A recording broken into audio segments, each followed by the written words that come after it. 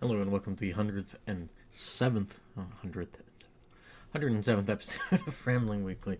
As you can see, I am as hairy as I am pink. uh, um, how's it going? uh, I'm doing okay. There's been I guess to go through a little bit of it, game wise, going through. I've been picking up playing Civ 6 again. My brother wants to have a few people play it, so I've been knocking off the dust on that and Rust. So I've been playing a good deal of that, and that has been.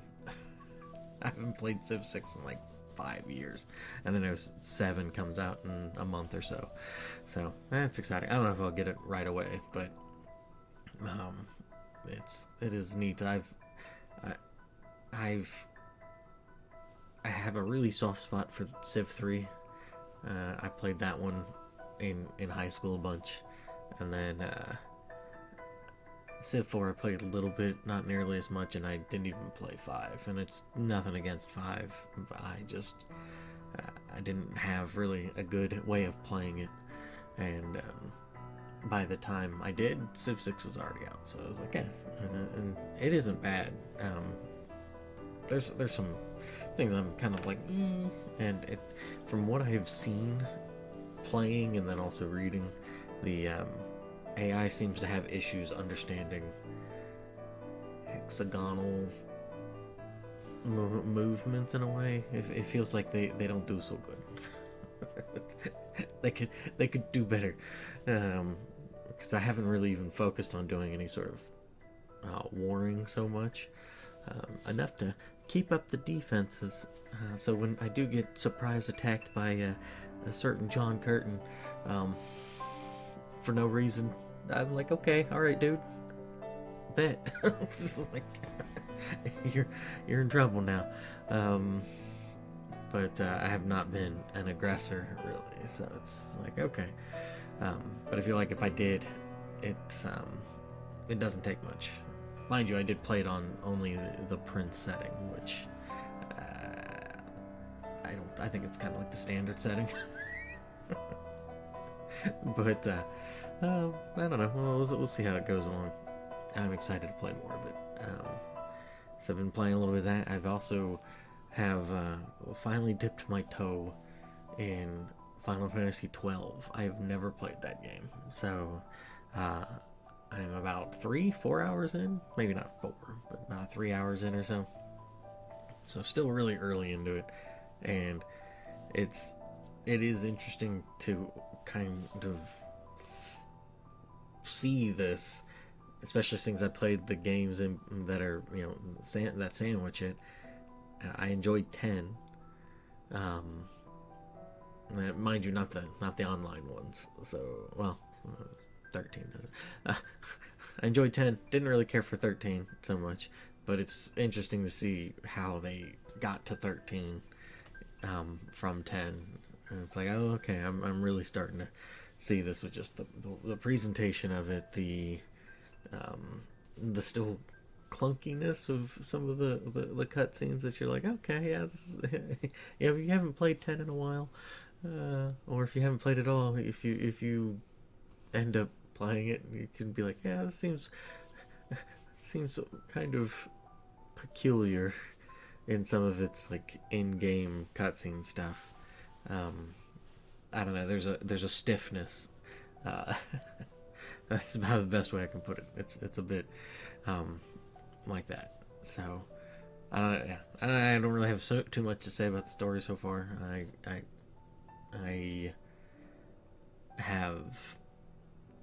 I'm aware of some of it, not entirely all of it, but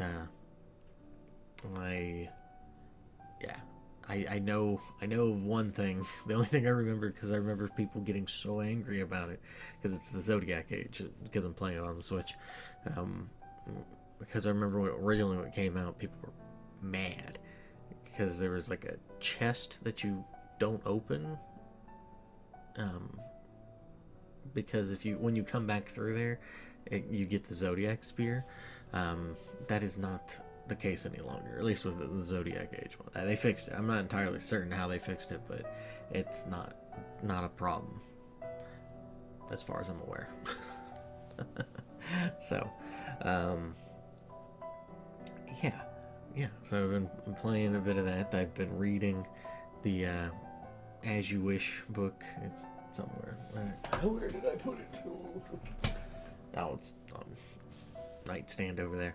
But a couple chapters into that, so it's nice. It's I enjoy the Princess Bride movie, and if you're a fan of the movie,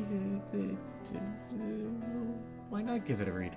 So at least that is my very very quick opinion of it. If you're a fan of the movie, why not give it a read? So I think I'm like 4 chapters into that, and maybe it might only be the second chapter with like the prologue or something. Basically, Carrie Yule's, because that's who this is kind of written through his perspective of, because I think he directed a writer to write it, or he wrote it with help from another author, with comments from Rob Reiner and a few other people, but kind of here and there. But he's talking about meeting some of the other cast, particularly Buttercup. So, but I haven't got to that point yet. I've only gotten to. He was just talking about getting the outfit and everything, so to look like the Dread Roberts, looking like Roberts. So yeah, it's enjoyable. I recommend it. But that's been going on. What else has been going on? There's a snowstorm coming, so that's nice. So not really. I mean, for people that struggle with that and don't like that, I enjoy it to a certain degree. I don't know. I was a bit disappointed because we got a bit of snow 2 days ago, and it was good packing snow. However, I did not see anybody making snowmen. I did finally see one last night, so I was happy to see that. But there was not a lot of snowmen making at that point when I was out and about a lot on Friday. And yeah, I was. So we'll see. I mean, we're supposed to be getting, depending on who you believe, anywhere from as little as 3 to 8 inches, and then places not terribly far from me are supposed to get up to like 10 or so inches of snow. So a pity it wasn't here 2-3 weeks ago. We had a very cozy hot chocolate Christmas, but that's okay. That is all right. Yeah, that's been going. I have been pretty frustrated with work stuff. Just kind of compounding a lot of different grievances and annoyances. And so my brain, how it processes things out with this is that, for my position, there's three spots, and my brain goes, you try to balance those as much as possible, and not just simply with how much needs to be done, but how much is involved with it. And it doesn't feel like that's happening. It just feels like it's just kind of left to, because I do a lot of delivery driving work and stuff, so it's like it feels like it gets left to what the routing program overlord wants. And it's like it doesn't. I don't think it does a very good job of focusing itself. But I don't know.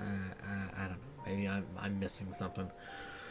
There's something to it, but it certainly doesn't feel like it.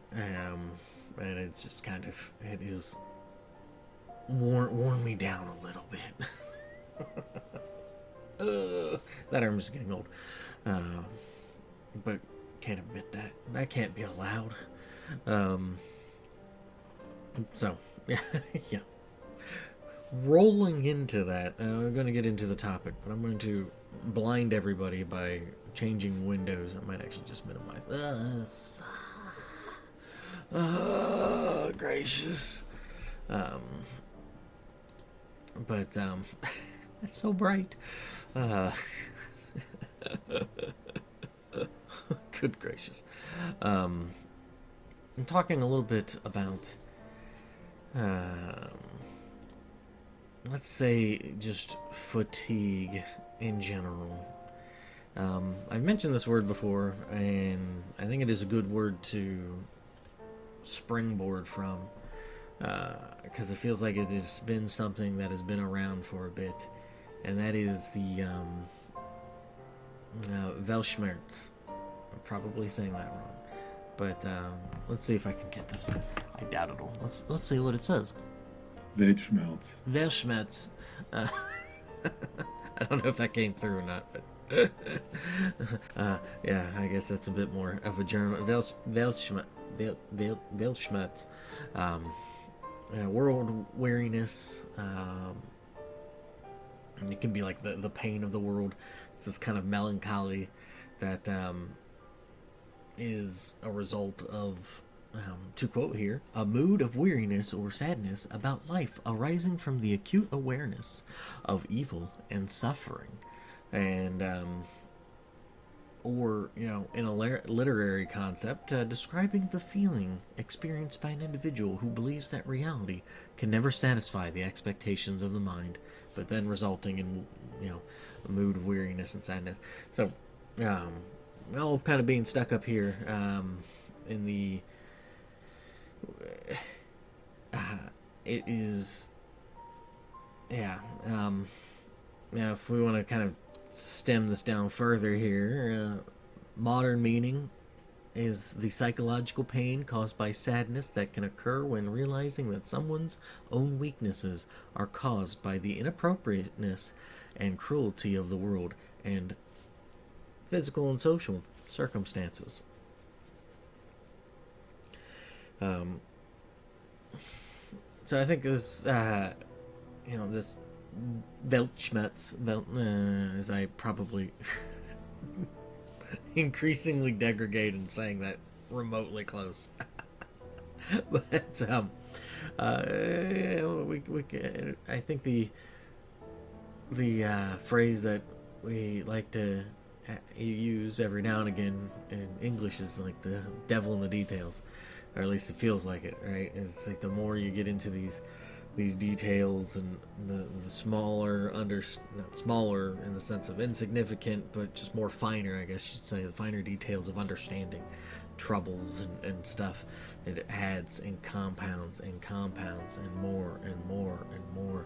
So there's this like saturnineness or this melancholy that just plagues. I think it's something that is, to piggyback off of other episodes of Rambling Weekly. I think it's something that is caused by not just social media, but just the connectedness of the internet, the ability to be aware of things that are not even going to affect you necessarily in that moment, compounding with, there was, for example, there's places that'll be like, oh, hey, X amount of things were done in Y place or something, and it kind of not just exacerbates, but it just sort of continues that beating. That mental beating. Oh, hey, this is dangerous. Oh, hey, this is bad. Oh, hey, and we're very acutely aware of things like shell shock, PTSD, that sort of thing, of the traumas of something happening directly to somebody. However, there is wonderings. I don't necessarily want to be like, yes, it is totally got it in. We totally fully understand this, but a concept called it's termed differently. I think more so it seems to be that the professionals who look at this sort of stuff refer to it as secondary traumatic stress, STS. I think that's what they that or another phrase for it.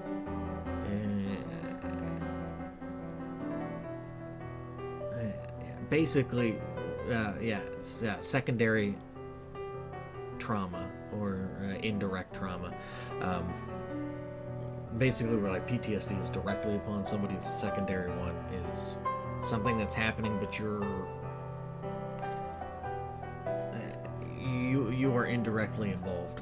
So, for example, with like nurse care, caring for somebody in your family. It's something that has been around, at least linguistically, for maybe close to like 60 years, I think is what I was reading up on. But yeah, it has been, at least the idea, the phrase and the idea has been really there for a bit. And it is the cost of like caring. So if you have people who are empathetic or caring, it is that we always talk about recharge the batteries. You got to do this. You gotta create that separation. But I'll give a little bit of a reading here on compassion fatigue, and people who experience compassion fatigue may exhibit a variety of symptoms. So it's just kind of, but not limited to lowered concentration, numbness or feelings of helplessness, irritability, lack of self-satisfaction, withdrawal, aches and pains, exhaustion, anger, or reduced ability to feel empathy. Those affected may experience an increase in negative coping behaviors such as alcohol and drug usage. Professionals who work in trauma-exposed roles may begin requesting more time off and consider leaving their profession. Now, I think this it highlights that, such as nurses, doctors, and like social care, because they're dealing with a lot of that. I know there have been reports about like the people who have to do the pruning of things. I don't know how much worse or better it has gotten, but doing the pruning and checking on Facebook or YouTube, where there's just these horrific things that pop up, and people become very desensitized. It's a desensitization, right? And like anything, you eat something that's tasty, and say you like, I don't know, you like spaghetti. So you eat spaghetti and you really like that spaghetti, and then the next day you have spaghetti again, and might start to taper off a little bit, even from bite to bite. It might slowly become less, you become accustomed to it, and so that really tasty spaghetti doesn't become as tasty as it once was, and you constantly are having it Monday, Tuesday, Wednesday, Thursday, Friday, Saturday, Sunday. Probably by Sunday, you might not like spaghetti as much.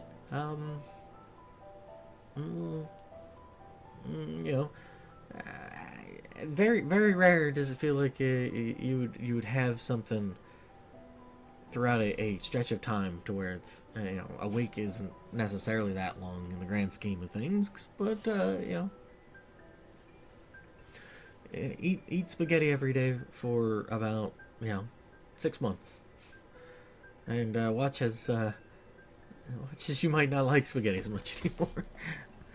You find very creative ways to be like, oh yes, there was a stretch there when I was studying where I had I had to basically survive off of like potatoes and green peppers for like 2.5 months. I don't eat potatoes nor green peppers very often anymore because it was a very stressful time. But the potatoes and green pepper arc it was stressful. but the but trying to see what kind of puzzle pieces we can put together here. If people are very empathetic, or we're told to be, very empathetic, or we try to, massage that into our being. You see how a lot of millennials have tried to be that way, especially with their children and stuff, of being like, yes, we got to be more feeling, more open, more, trying to do these things. But I think what it's done, compounded by the internet, is made it a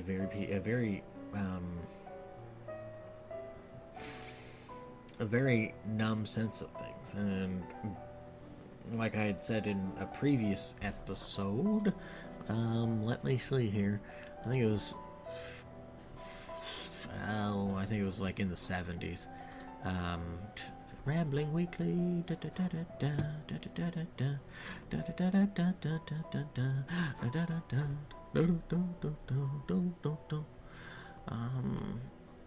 Let's see. Well, phooey. Maybe is it that much longer ago? Yes. It was the 51st episode, Devil in the Machine. Just kind of this morose attitude of that I think because millennials were the first generation to really be like kind of straddling the pre-internet explosion, post-internet explosion. That there's this, with it, they're bringing their baggage, and that baggage is being there for everybody to have to carry. That are, you put up these defensive walls, and I think this is where, I think it's one thing to just kind of entertain, but another thing to be healthy and just sort of be like, yeah, I'm not gonna bother with this too much. My best way of doing it, like with social media and stuff, is I'll do a little scroll, and then be like, see something, may give a thumbs up or whatnot, but I just kind of like, okay, let's see how people are doing, what they got going here. All right, cool. Nothing bad. That's always nice. And then that's it. Okay, the end. But in those blocks of scrolling it, there could be a whole lot of horrible stuff going on, or people are sharing a whole lot of stuff going on. Like, oh, hey, here's the doom of AI. Oh, hey, here's the end of the world of with global warming, and here's this and this and this and this and this, and while those are certainly things to be concerned about, in the same hand, what are you going to do about it? And that's where the helplessness kind of kicks in, right? That's where it's just the suffering, and then you think, what can I do about it? And that's where we sort of turn into Steinbeck's last book there, The Winter of Our Discontent. He pinged a very, very strong point of the moral decay and social degradation of America in the 50s and the 60s, which initially the book was lambasted a bit by people, and then not like everybody, but yeah, there are people, critics, who are like, it's not so good as his earlier stuff. And um, uh, only for some of them to turn around after things like Watergate and then be like, oh, I guess he was a little bit more on point than what we thought. Oops. But basically, here's an individual, Ethan Allen, who is Hawley, I think, or Howley, I think is his last name. But he comes from a wealthy family who is, by his generation, is not doing as well there. His father ended up losing a shirt basically, and so now they're kind of in this middling. They're not as grand as they once were, and but he's got integrity. He's truthful, honest, upright, and everything. But everybody around him seems to be doing all the bad stuff. Everybody around him. They've got their own questionable things going on too, and have their bad deeds have been part of the reason why his family has gone down so much. But as things go along, he justifies all the bad things he does because he thinks, well, I'm being told I'm upright and everything, and it's doing good, and it isn't until finally he realizes that one of his kids is just unrepentant in their plagiarism from like other like authors and stuff for this essay that he wins an award for, and he's like, everybody steals and cheats. What does it matter? I'm like, everybody's doing it.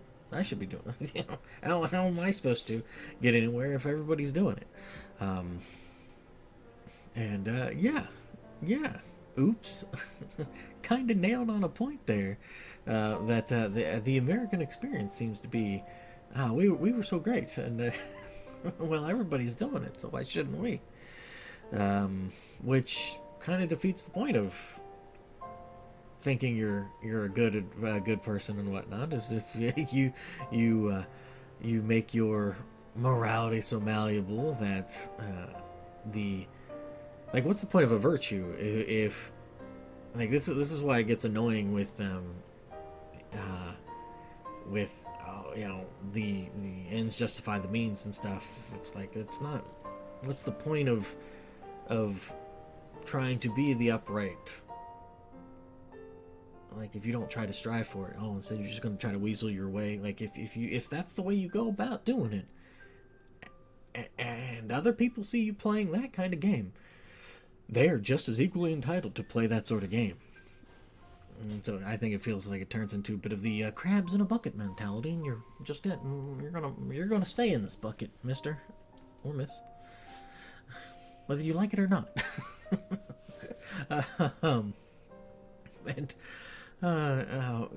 So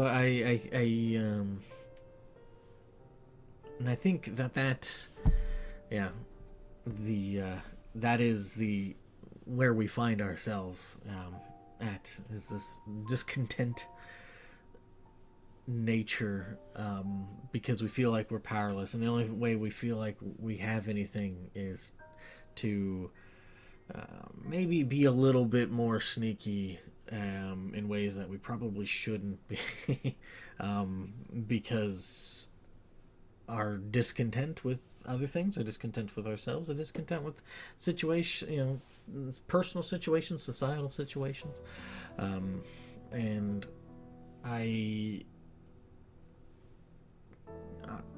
the only way I can really think of really combating that is to be upright, is to find ways to be that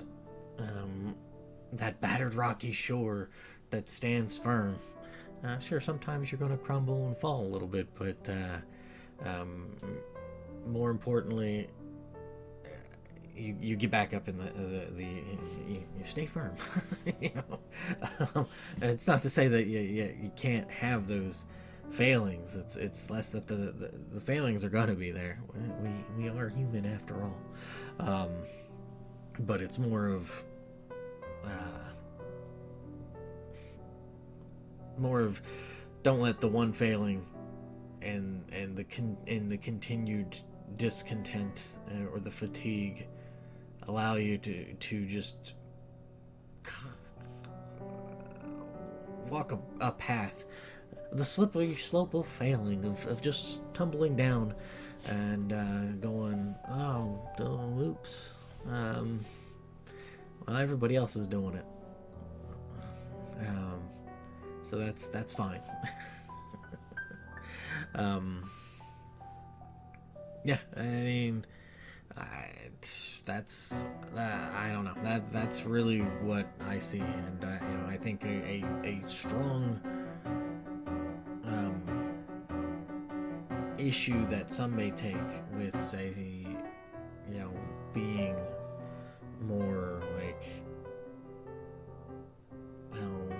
and I've been watching a lot of these videos because it's been interesting to see how they intermingle with one another, but like a lot of like the strong sort of rise up with more, how to put it,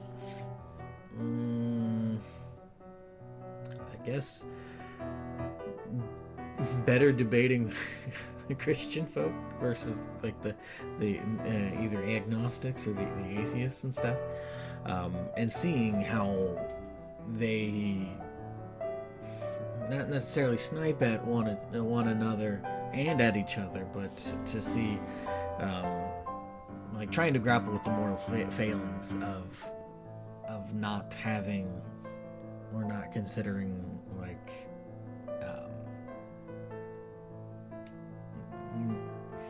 not considering something like Christ as Lord or God or that, and instead going, everything is permissible, and it's all by the social contract, because then it's the like moral relativism and stuff. So you've got, if a society deems it okay, then it is okay, versus, hey, this is what these are the rules in which the Bible wants, the word breathed by God in the Bible. These are the rules that we need to be playing by, and some will twist them around and whatnot, but this is why you need to learn and be understanding of it, and also rebuke those who try to twist it, and rebuke those loudly, especially if they are ones who are like trying to twist it in ways that it wasn't intended and stuff like that, which requires not only like a historical knowledge of what was going on at the time, but also I guess in a way, if you can, like linguistical knowledge of just trying to understand that sort of stuff. But those are very like it is without some sort of strong pillar like that to sort of rest your weary head on. It feels like there is this insatiable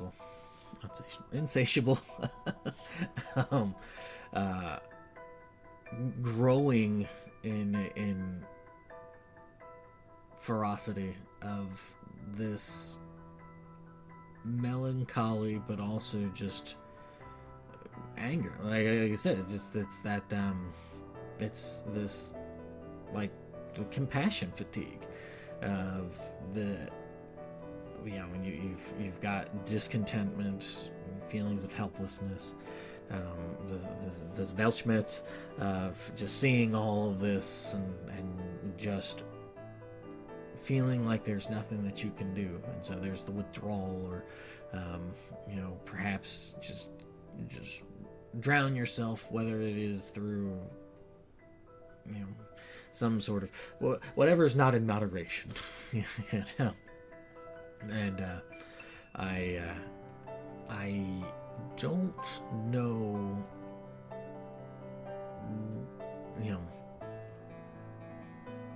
Actually, I do know. I really think that what this will probably end up being is a very rude awakening, and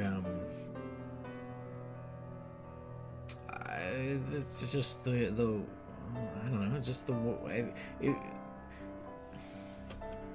can't keep everything as much as we try. We can't keep everything in this like homeostasis. Like, you can't be like, oh, it's got to be how it was, or at least trying to keep how we feel it should be to make us comfortable and stuff. And that's not, not to say the crazy side of me is something like that's not any fun.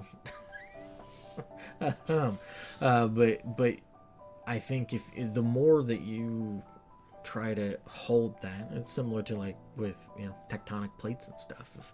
If all that friction and stuff builds up and then finally erupts, it's going to be really that's going to be catastrophic. And I think that's where this heads. That sort of catastrophe. And I don't know what kind of catastrophe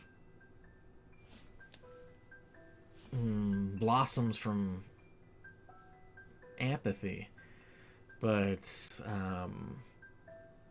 I don't think it's gonna be good. I think it would be very concerning. So yeah, those are the wonderful dire warnings of 2025. Brought to you by me, Taylor, the goofy guy in the Kirby hat and the pink Kirby hoodie. Thank you, Mom. Yes, this was a Christmas gift from my mother. So, but yeah, it is. The ways I myself combat this sort of thing is by trying to be, like, at least when dealing with other people, is trying to be understanding, but not. I think there's a difference between understanding to just let somebody bull you over in like a conversation, but also be questioning, not necessarily like,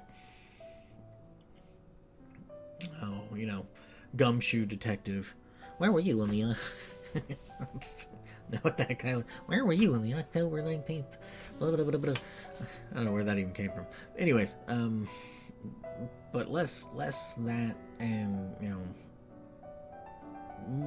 still pointed, because I think you have to have sometimes that point to poke into something to really get at the heart of what may be going on. Because if you gotta, you can't just use a hammer all the time, right? Because everything then looks like a nail. Plus, I mean, how good is a hammer for certain things? I know my weapon type damage. Hammer can't do it all. But when talking with people, just poking at their brains and stuff, and I think we tend to fail with that a bit when it's like, what's a dream that you have? Then why don't you just do it? I like that. While certainly a way of going about it, and I know that my brain certainly will do that at times where it's like, well, I'm just going to do it. There is, I feel like sometimes the web of everything involved in somebody's life kind of keeps, unless you cut a lot of those away or something, it certainly makes it difficult. But those are it's difficult choices to make, right? But also, not only doing that, but I think, and I know I've mentioned this before with other things, to, I hate saying this because of who was involved in the movie, but pay it forward, pay the kindness forward, progress the kindness. Don't just necessarily hit it back and forth between people who are kind to you, but not to say that you shouldn't. but to, take those acts of kindness and extend those acts of kindness to other people, and whatnot. However, don't just simply go right, like I was saying, don't just go in the direction of all that. Just be kind. But also, in the same way, like, be loving, but loving doesn't necessarily mean spoiling people. Because that is a recipe for disaster as well. Especially, there's a thing about being kind, but then also how that, somebody may be thinking they're being kind or being gracious, being magnanimous in how they act toward other people. However, they don't get to decide how other people perceive those acts. So, some people might see it as pity, and woe to those who do, because a lot of people don't take kindly to being pitied. But yeah, I don't know where I'm going with this. I guess rambling about the winters of our discontent. I guess it'd be the winter of our discontents. It's yeah. Oh my dear goodness! One of these weeks, it is 8:10 in the morning. Why are you going off, phone?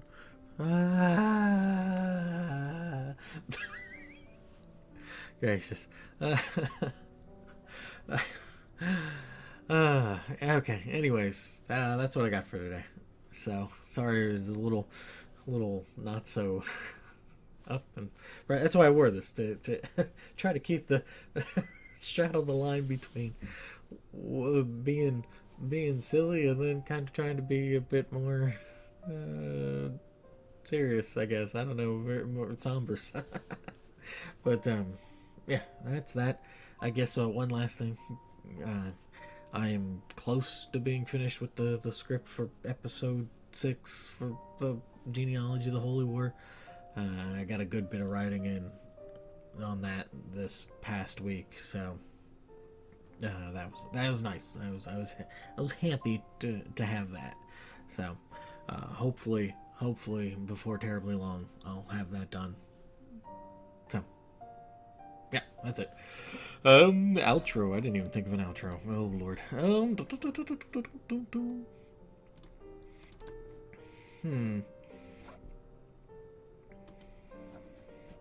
That's that's concerning, because I don't really have anything in mind. Oh, phooey. Oh, country. Well, shoot. You know what? Because it's the first one I seen that kind of stuck out to me. We'll go with Field of Gale from the. This is the music, the East Music History album, but I think Field of Gale is from East 5. I think.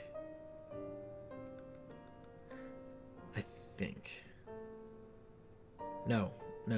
I think it's, now that I think about it, I think it's East 4. It's either one of those. I know 5 doesn't really get too much love, but maybe they'll work on a remake for it soon, and then add 8,000 playable characters for a game about Adol the adventurer, and then stick Dogi on the sidelines.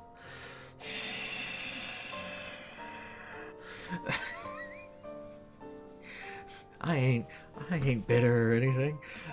Anyways, that's all I got. Thanks for listening, watching, and all that sort of fun jazz. Enjoy your day, weekend, weeknight, and everything in between. And I'll catch you next week. Toodles.